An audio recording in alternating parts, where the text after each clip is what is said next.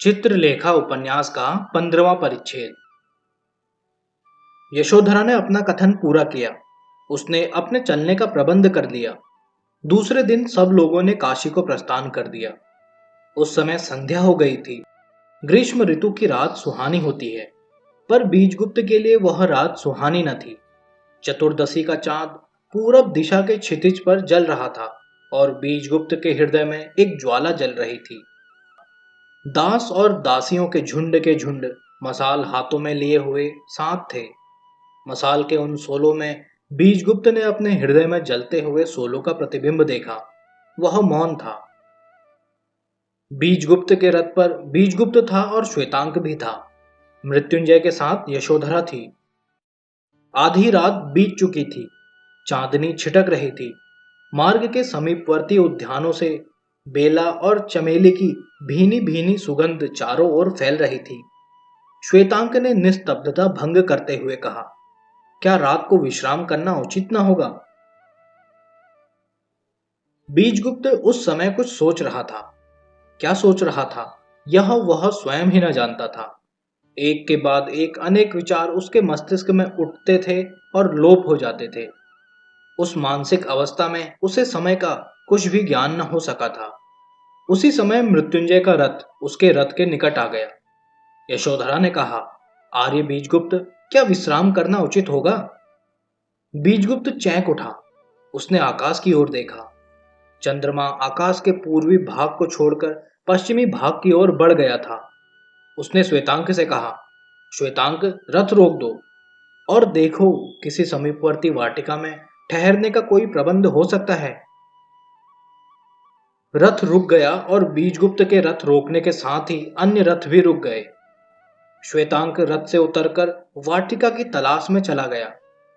बीजगुप्त ने मृत्युंजय से कहा, आर्य श्रेष्ठ, क्षमा कीजिए, मुझे समय का कुछ भी अनुमान न था। आपको कष्ट होगा। पर अर्धरात्रि बीत चुकी है। यदि उचित समझिए तो हम लोग आगे बढ़ते चलें। प्रातःकाल सूर्योदय के समय तक किसी ग्राम में पहुंचकर वहां दिन भर विश्राम करें, क्योंकि यहां दोपहर की गर्मी से बचने का संभवतः प्रबंध न हो सकेगा और इस धूप में प्रातःकाल फिर चलना उचित न होगा। मृत्युंजय ने कुछ सोचकर कहा, ठीक कहते हो आर्य बीजगुप्त, आगे बढ़ चलना ही उचित होगा। थोड़ी देर बाद श्वेतांक लौट आया। उसने कहा, यहाँ एक बहुत सुंदर वाटिका है। उसमें एक विशाल भवन भी है। वह वाटिका सामंत की भूमि है। ठहरने का बड़ा सुंदर प्रबंध है। सामंत की वाटिका है? मृत्युंजय कह उठे। तो फिर यहाँ के प्रबंध में कोई त्रुटि न होगी।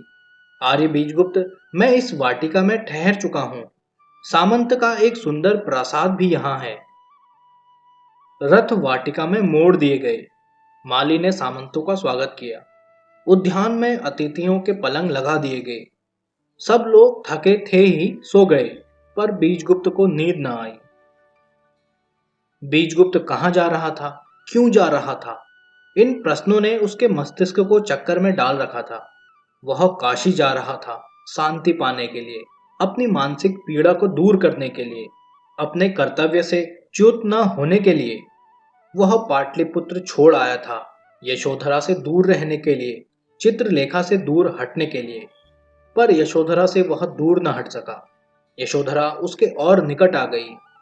शायद उससे भी निकट एक होते हुए नहीं आवे।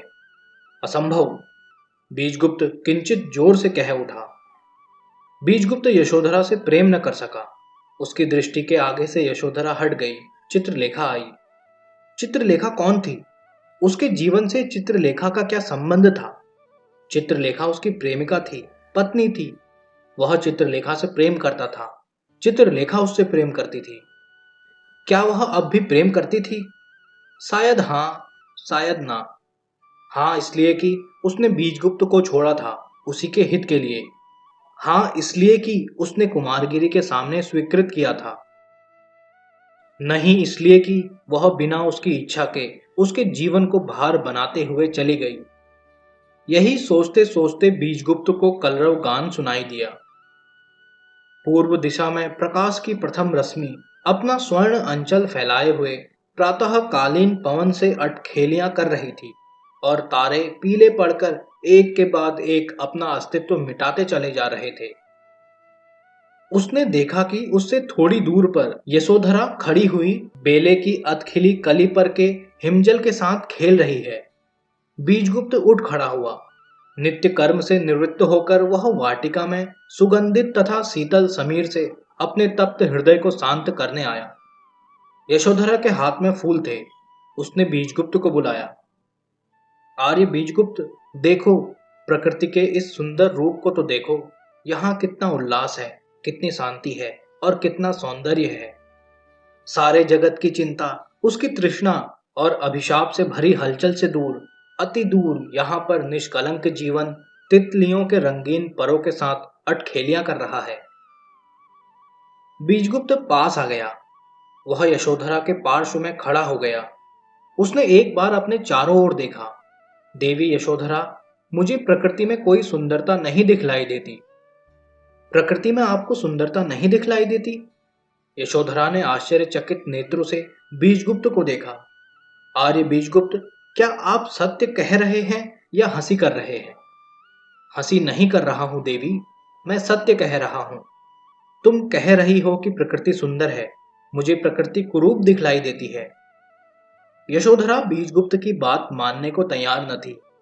आर्य बीजगुप्त, देखो, वह दूर्वादल कितना कोमल है, कितना सुंदर है। मेरी तो इच्छा होती है मैं यहीं पर दूर्वादल पर रहूं, यहीं बैठूं और इसी पर विश्राम करूं। बीजगुप्त मुस्कुराया। नहीं, यह न करना देवी। यहां पास कोई वैद्य भी नहीं है जिससे उपचार कराया जा सके। तुम कहती हो दूर्वादल कोमल है, सुंदर है, केवल इसीलिए कि तुमने खुले में जीवन नहीं व्यतीत किया। इस दूर्वादल में कितने कीड़े मकोड़े हैं, इस पर भी कभी ध्यान दिया है? और दूर्वादल में नमी है। यदि इस पर तुम अधिक देर तक विश्राम करो तो निश्चय ही तुम्हें शीत हो जाएगा। देवी, प्रकृति असुविधाजनक है, अपूर्ण है। यशोधरा ने नई बात सुनी, पर बात बड़े आकर्षक ढंग से कही गई थी। तर्क सुंदर थे, यशोधरा के लिए वे अकाट्य थे। वह कह उठी, प्रकृति अपूर्ण है? हाँ, प्रकृति अपूर्ण है। प्रकृति के अपूर्ण होने के कारण ही मनुष्य ने कृत्रिमता की शरण ली है। दूर्वादल कोमल है, सुंदर है, पर उसमें नमी है, उसमें कीड़े मकोड़े मिलेंगे। इसलिए मनुष्य ने मखमल के गद्दे बनवाए हैं जिनमें न नमी है और न कीड़े मकोड़े हैं, और साथ ही जो दूर्वादल से कहीं अधिक कोमल है। जाड़े के दिनों में प्रकृति के इन सुंदर स्थानों की कुरूपता देखो। जहां कोहरा छाया रहता है तब इतनी शीतल वायु चलती है कि शरीर कांपने लगता है। गर्मी के दिनों में दोपहर के समय इतनी कड़ी लू चलती है कि शरीर झुलस जाता है। प्रकृति की इन असुविधाओं से बचने के लिए ही तो मनुष्य ने भवनों का निर्माण किया है। उन भवनों में मनुष्य उत्तरी हवा को रोककर जाड़ों में अंगीठी से इतना ताप उत्पन्न कर सकता है कि उसे जाड़ा न लगे। उन भवनों में जवासे तथा खस की टट्टियों को लगाकर मनुष्य गर्मी में इतनी शीतलता उत्पन्न कर सकता है कि उसे मधुमास का सा सुख मिले। प्रकृति मनुष्य की सुविधा नहीं देखती, इसलिए वह अपूर्ण है। ये पुष्प कितने कोमल हैं, इनमें कितनी मादक सुगंध है। यह कलरव करता गायन कितना सुंदर है, कितना मन को लुब्ध कर देने वाला संगीत है। कोयल के स्वर में कितनी मिठास है और करुणा है। ये पुष्प कोमल हैं, ठीक है, पर इनमें कांटे भी तो हैं। न जाने कितने छोटे छोटे भुनगे इन फूलों के अंदर घुसे हुए हैं। रही इनकी कोमलता तथा इनकी सुगंध, ये क्षणिक हैं। फिर इनकी सुगंध किस काम की? एकांत में ये अपना सौरभ व्यर्थ गवा देते हैं। और इस कलरव गायन में माधुर्य हो सकता है केवल स्वरों का। यह कलरव गायन, इसमें संयत भाषा न होने के कारण उस भावहीन संगीत की भांति है जिसमें स्वरों का उतार चढ़ाव नहीं है। इस संगीत में सप्त स्वर एक ही साथ गूंज उठते हैं। इस कलरव गायन से कहीं अच्छा मानव कंठ का संगीत होता है। और कोयल में केवल पंचम है, जिसको अधिक देर तक सुनने से चित्त ऊब उठता है। कोयल क्या कहती है यह कोई नहीं जानता, शायद वह कुछ भी नहीं कहती। यशोधरा चकित हो गई। उसके भवन में एक उद्यान था, जहां उसने प्रकृति को देखा था। वह प्रकृति की सुंदरता पर मुग्ध थी, पर आज बीजगुप्त के तर्कों को सुनकर उसने सोचा कि वह कितने भ्रम में थी। आगे एक कृत्रिम प्रपात था। उस प्रपात से दूर हटकर कपोतों के झुंड एक कृत्रिम नहर में नहा रहे थे। यशोधरा उस ओर बढ़ी। बीजगुप्त उसके साथ हो लिया। मंत्र मुग्ध की भांति यशोधरा उस सौंदर्य को निरख रही थी। उसने धीरे से कहा, ये कपोत कितने सुखी हैं। आपस में किस प्रकार से ये खेल रहे हैं। इनमें ईर्ष्या, घृणा, दुष्टता तथा अन्य अवगुण जो मनुष्य में पाए जाते हैं नहीं हैं। जी चाहता है कि मेरे भी पंख होते तो मैं कपोती होती। बालिका की सरलता पर बीजगुप्त हंस पड़ा। देवी यशोधरा, मैं तुम्हें विश्वास दिलाता हूं कि यदि तुम कपोती होती तो मनुष्य बनना चाहती। तुम समझती हो कि ये कपोत सुखी हैं, निश्चिंत हैं, इनके शत्रु नहीं हैं, यह तुम्हारा भ्रम है। अभिलाषा के पूर्ण होने को सुख कहते हैं, अभिलाषा के पूर्ण न होने को दुख कहते हैं। क्या तुम जानती हो कि इन कपोतों को सब अभिलाषाएं पूर्ण हो जाती हैं?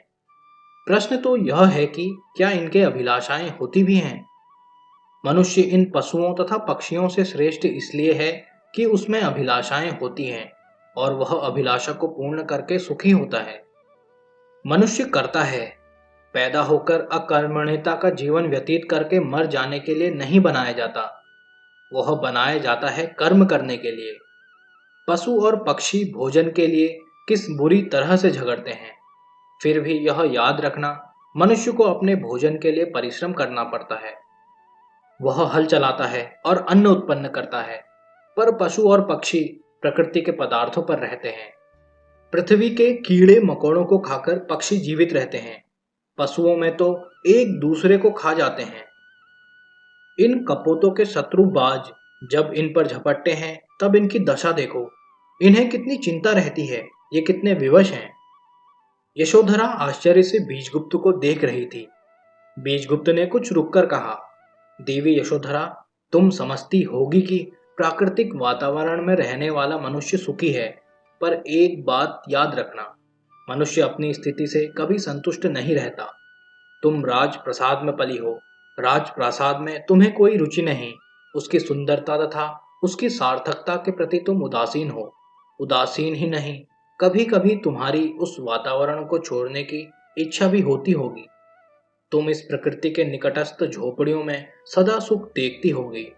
तुम ग्रामों में खुली हवा में पशुओं के साथ प्रकृति से क्रीड़ा करने की सुखद कल्पना के वशीभूत हो जाती हो। ठीक है, स्वाभाविक है, पर जरा इन ग्रामवासियों से तो पूछो, ये लोग यही कहेंगे कि जो सुख है वह महलों में है, दास दासियों से घिरे रहने में है। फिर हमारे वे प्रपितामह जिन्होंने ये महल बनवाए हैं कभी ग्रामवासी रहे होंगे ही। उन्होंने ग्राम छोड़कर नगर क्यों बसाए? इसलिए कि प्रकृति की कुरूपता को तथा उनकी असुविधाओं को उन्होंने कृत्रिमता से दूर रखना उचित समझा। यह वाटिका जिस पर तुम मोहित हो रही हो स्वयं कृत्रिम है। यदि प्रकृति देखना चाहती हो तो जंगलों में जाओ, जहां सिंह अपनी खून की प्यासी जीभ को लिए हुए फिरा करते हैं, जहां बड़ी बड़ी घास में विषधर सर्प अकारण ही लोगों को काटकर मृत्यु के घाट उतारने को प्रस्तुत रहते हैं। इस कृत्रिम नहर को छोड़ो और नदियों को देखो। वहां मगर और घड़ियाल मनुष्य का भोजन करने के लिए जल में छिपे हुए ताक लगाए बैठे रहते हैं। तब तुम देखोगी कि सुख और सौंदर्य प्रकृति में है या कृत्रिमता में है। बीजगुप्त अपनी बात कह रहा था और यशोधरा आश्चर्य से उसके मुख की ओर देख रही थी। अभी तक वह बीजगुप्त को केवल एक चरित्रवान व्यक्ति ही समझती थी। आज उसे मालूम हुआ कि बीजगुप्त में उच्च चरित्र के साथ उच्च कोटि का मस्तिष्क भी है। बीजगुप्त की विद्वत्ता से, उसकी मौलिकता से और उसके तर्कों से वह चकित हो गई। उसे ऐसा प्रतीत हुआ कि बीजगुप्त के प्रति उसकी श्रद्धा भक्ति में परिणत होती जा रही है। उसने कुछ देर तक मौन रहकर कहा, आर्य बीजगुप्त, धृष्टता के लिए क्षमा कीजिएगा। एक प्रश्न है, आपने यह सब कहां और कब पढ़ा? प्रश्न वास्तव में अनुचित था, पर बीजगुप्त ने उस पर ध्यान न दिया। देवी यशोधरा, संसार की पाठशाला में अनुभव की शिक्षा प्रणाली से परिस्थितियों ने मुझे सब पढ़ाया है। और अब जलपान का समय हो गया है, क्या चलना उचित न होगा? इतना कहकर बीजगुप्त भवन की ओर मुड़ा। यशोधरा भी मुड़ी और बीजगुप्त के साथ वह लौटी। बीजगुप्त प्रसन्न न था, यह उसके मुख से स्पष्ट था। यशोधरा ने पूछा, आर्य बीजगुप्त, आज अन्य मनस्क क्यों हो? आप दुखी हैं। इस दुख का कारण क्या आप बतला सकते हैं?